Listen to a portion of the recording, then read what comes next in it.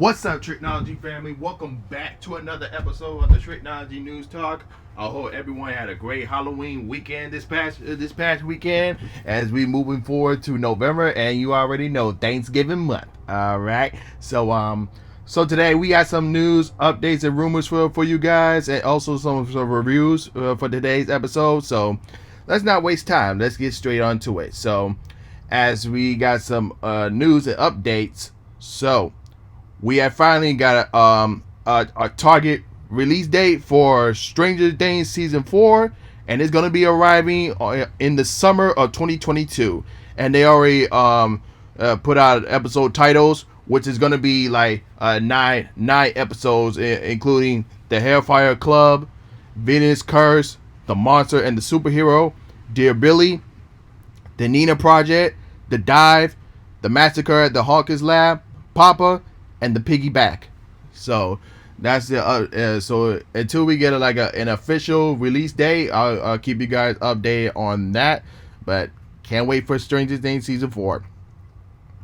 So without further, we go from one show for Netflix to a lot of coming updates from Disney Plus. That's right, as you guys already know, that this Friday coming up is Disney Plus Day, and they're celebrating their second anniversary of the launch of Disney Plus. So there's going to be a lot of new stuff coming out this week, including Marvel's Shang-Chi and the Legend of the Ten Rings, Jungle Cruise, Home Sweet Home Alone, Kaya Alberto, Under the Helmet, The Legacy of Boba Fett, The World According Jeff Gloomer new season, and many more to come. So all of these going to be streaming more this Friday, November 12th.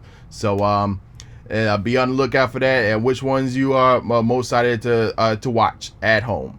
So and without out of the way, so we'll get some more Disney news as you guys already saw that we did get a trailer for the Book of Fett series, which will be coming out on December 29th. That's 2 days before New Year's. So we kind of got, not only that, we're going to be getting not one, not two, but 3 Star Wars series coming up next year in 2022. Starting with The Mandalorian.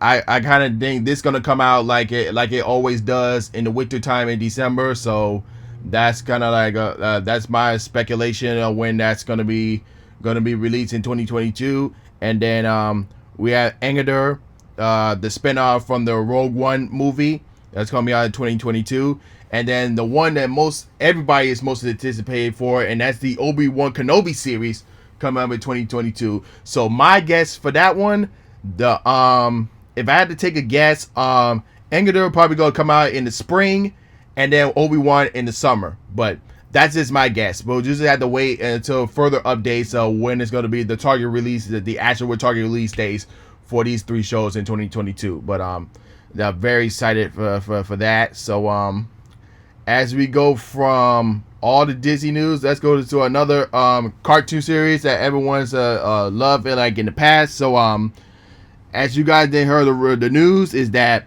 Alvin and the Chipmunks rights are on sale for about $300 million. So Alvin, Theodore, and Simon are currently up for sale. The Bezier Productions, the company that owns the musical trio, is looking to sell all its assets relating to Alvin and the Chipmunks, including music, stories, and more. So if you want my take on it, I think Disney should get them. Yeah, and let me tell you why. Because all the past movies has been from 20th Century Fox, which is now 20th Century Studios. So it would make sense that that Disney will buy Alvin and the Chipmunks and get all the Adam and the Chipmunks properties, including shows and movies, all the way up to Disney Plus, if they're not on already right now. But that's just my opinion. So then you get all of that, and you can get all their toys and all that stuff at Disney. So yeah, this would definitely make sense in my opinion. But we still don't know who's actually going to get them, but it just it's very up in the air. But we'll just have to wait and see what's going to happen. So and with that out of the way, so in the few past episodes, I did mention you guys that A Quiet Place video game is coming soon, but we got a target year, but we haven't got an exact target release date. So the Quiet Place video game is coming in 2022, but we haven't got an official release date yet. But we'll just have to wait to further updates on the exact release date. But it is coming in 2022. So I'll just be on the lookout for release date, and I'll definitely keep you guys updated on that to further updates. And so without further than that, so as you guys already know, we did touch before on the tragic situation of the cinematographer Russ got killed in a misarmed fire. So Dwayne Johnson, as you guys know, as The Rock. So first off, let me say a happy 25th anniversary since his debut in WWE. So and now he's in the movie. So Dwayne Johnson mentioned that now for his upcoming movies that's within production, within his Seven Bus Productions, saying that his movies will no longer use real guns on set. And this is what Variety says about when Dwayne The Rock Johnson to this matter. I can't speak for anyone else, but I can tell you without absence for clarity here that any movie that we have moving forward with Seven Bus Productions, any movie, any television show, or anything that we produce, we won't use real guns at all. So, as you guys already know, the film industry, they never use real guns at all.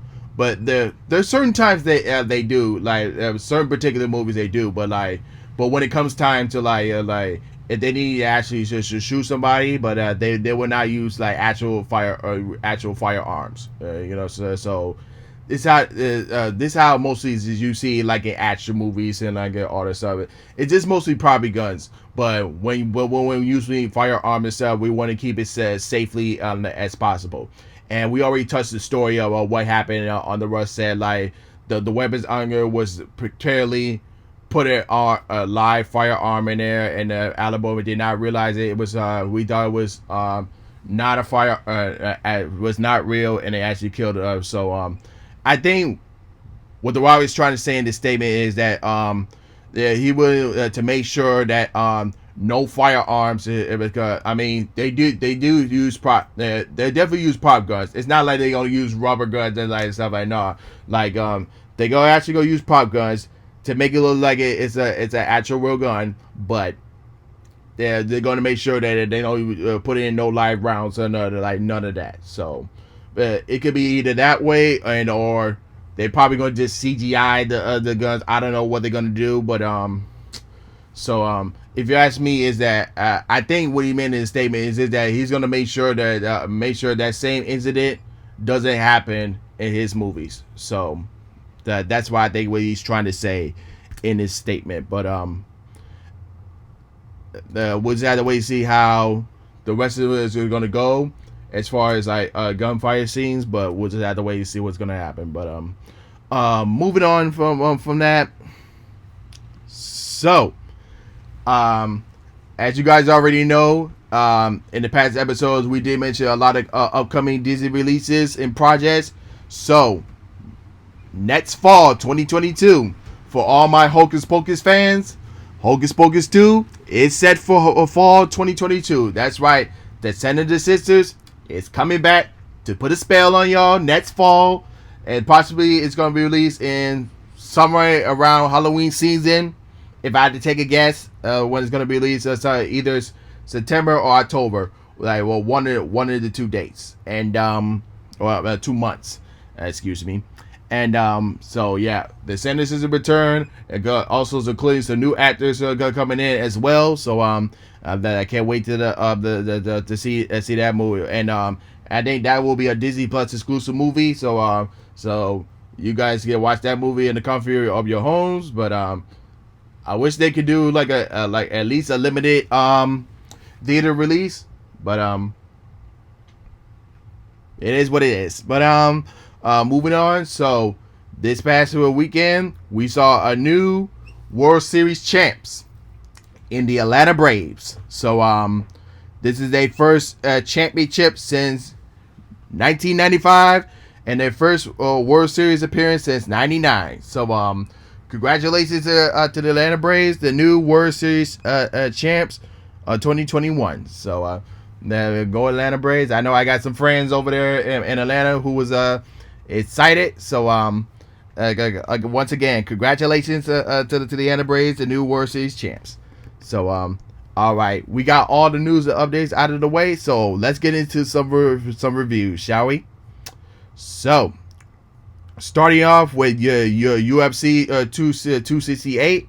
So, I'm just gonna go over the main card of what happened. So, in the light heavyweight division, we saw Justin Gee defeated Michael Chandler in an unanimous decision in the third round. In the featherweight the division, we saw Shane Butler defeated Billy Q in an unanimous decision in the third round. In the bantamweight, Marlon Vega beat Frankie Edgar in KO in the third round. And then in the women's strawweight the division for the women's strawweight championship, we saw Rosa Menendez retain her title against Zewell in a split decision in the fifth round. And then, of course, the main event for the welterweight championship, my man Kurz Human defeated Kobe Covington in an unanimous decision in the fifth round. So, once again, I was able to catch the main event because I didn't get a chance to see the whole card because I was working on the Miami Heat game against the Utah Jazz. But I was luckily able to catch the main event. So, but lucky my boy Usman retained this title, so I was happy for that. So but that was the only sport event that happened that day. So we got the big undisputed super middleweight world championship fight between Canelo and versus Plant. So again, that was the only fight I was able to get the chance to saw because again I was working the Heat game. So I will go through all the card as what happened from there. So so in the super light division, we saw Elvis Rodriguez defeated Joe Pena Romero in the fifth round by knockout. In the super bantamweight division, we saw Reyes Perez versus Leonardo Baez in unanimous decision in the 10th round and went the distance. And then in the super middleweight division, we saw Emily Durer defeated Marcus Hernandez in KO in the fourth round. And then the main event for the WBA Super, WBC, IBF, WBO, and the Ring Super Middleweight titles for all to unify the undisputed belts. Canelo Alvarez defeated Plant in the 11th round TKO. And let me just say this. That it wasn't that bad, but well, that fight was over in the second in the third round, and Canelo just kind of dragged it out to let it go to 11th round. It was like that's it. I got to knock you out. I dragged it long enough, so that's how that fight went. So yeah, so Canelo Alvarez is the undisputed middleweight champ. So congratulations Canelo on that fight. So we'll have to see what his future gonna hold. And then last but not least, we're gonna do a movie review for y'all. And this one is the latest MCU movie, The Eternals. So where do I start from here? So if you ask me, The Eternals, it's kind of like Dune. How I can explain that, it's like from the feel, the visuals, from the way it looks, it kind of felt like Dune. It was very great for the theme and visuals, but some of the scene was kind of slow at times, including the pacing and everything else. So there was some parts that was slow, and that was good. And I've been hearing people saying like, according to I seen the Rotten Tomato score, but they did the same thing for Joker. Like it didn't get a rotten score. It was like below like 70, but but all the audience love it. And then the same thing for here for the Eternals. Like everyone loved it, despite the what the critics say. But it had some flaws. Okay, it wasn't that perfect. It had some flaws. Okay, so one obvious is that all the Marvel movies that had this problem is that the lack of the villain. Where it's like the villain doesn't show up in in the third act. I'm not gonna tell you who it is. Okay, so the villain doesn't show up in the third act, and it had this flaw. Even the third act has its flaws too. So that's the only negative thing I'm gonna say on that. But other from that, like it did this movie also showcased its first a gay superhero, but just showing diversity and woke from there. But in terms like to other countries, they kind of blocked out that one scene from there, and because like certain countries doesn't allow that, doesn't like that. So that in certain countries when they were showing the Eternals, they kind of cut out that scene because they don't accept that at all. But what can you say? We live in a diversity world, okay? So you're gonna expect things to see what happen.